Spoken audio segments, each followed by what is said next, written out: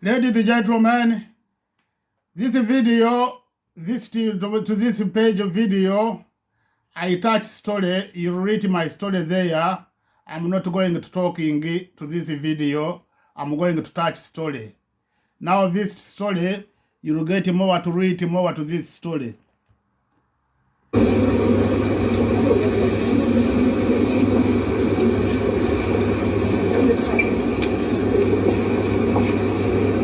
You guys ready? Good morning, everybody. It's pleasing to be out at Kudos Bank Arena today, a vaccination hub where over 210,000 people have been vaccinated in New South Wales. And pleasingly today, our state hits the milestone of 80% first dose vaccination. An incredible milestone given the journey we've all been on, and I can't thank the community enough for responding in such a positive way for our calls to get vaccinated.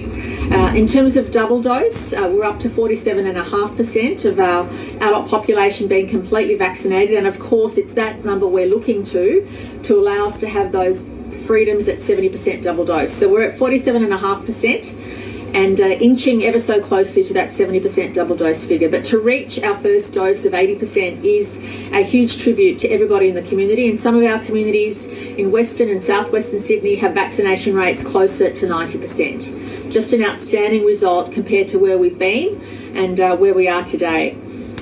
Pleasingly, we know that if this trend continues, once we open up at 70% double dose, that first dose rate will be high enough for us to feel confidence that we won't overwhelm the hospital system and that we'll enjoy those freedoms as we're all looking forward to.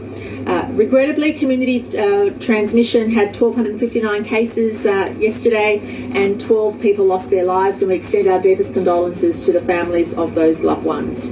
But I also say to keep your family safe, please follow the health orders. Don't give up, don't be complacent. We know it's been a stretch, we know it's been a struggle, but there's only a few weeks left, really, before we get to that 70% double dose. And in particular, I do want to thank all those communities of Western and Southwestern Sydney. Minister Lee is here from the seat of Parramatta, representing one of the communities of concern. And as a community leader, he understands as much as anybody else what it's like and what it's been like for families in the last little while. Pleasingly, after receiving advice from both police and health, given we've hit that 80% milestone across the state, we're able to lift the curfew in those areas of concern from tonight. And I want to thank the police commissioner, and also the health teams for giving us that advice. This is a whole of government decision based on a number of factors, but I want to send this strong message.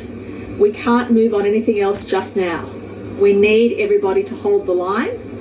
Please make sure that if you do live in those local government areas of concern, that you'll stick to every other rule that's in place. We've seen a stabilisation in the last few days, and we don't want to see that trend go the wrong way.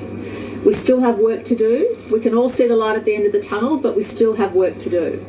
And I just ask everybody, especially in those local government areas of concern, to hold the line and to make sure you follow all the other rules that are in place, and make sure that you support each other during this time. And of course, we're there to support you as well. I also have with us today Dr. Bagunani. She's the birth unit director from Liverpool Hospital. We know there have been some concerns about vaccinations and pregnancy, and Dr. Bagunani will answer those issues today and give everybody a degree of confidence about vaccinations and issues regarding pregnancy and birth. Again, can I thank the people of New South Wales for listening to our calls. Dr. Chant and I and Minister Hazzard and the whole team look forward to seeing that 80% number incrementally go up, because once we open at 70% double dose, we will have more confidence that the community is safe when that first dose rate is as high as it can be, and we also know by that time that we'll have a number of 12 to 15-year-olds vaccinated as well to give us those extra layers of confidence. But I also want to make very clear that all of us should look forward to what we can get once we hit that 70% double dose. And as the roadmap that we released indicated, at 70% double dose, you will be required under the health orders to only be able to frequent venues if you're vaccinated. And I just want to make that very clear. It's black and white. If you're not vaccinated, you can't go to a restaurant, you can't go to a cafe, at 70% double dose. Everybody, every business leader, every community member should be very clear that the health orders will be saying that you cannot go and do anything on the roadmap which will be specified unless you are completely vaccinated. Dr. Chant will now give her health update, and then Dr. Bagnani from Liverpool Hospital will give us her update in relation to women and pregnancy and vaccination. Thank you. There were 1,259 locally acquired cases of COVID reported in New South Wales to 24 hours to 8 p.m. last night, and 2 overseas reported cases. There are around 234 cases in ICU, and they vary across all age groups, reflecting the fact that COVID is a severe disease for all. Of the people in ICU, we have 234 and 185 people are not vaccinated.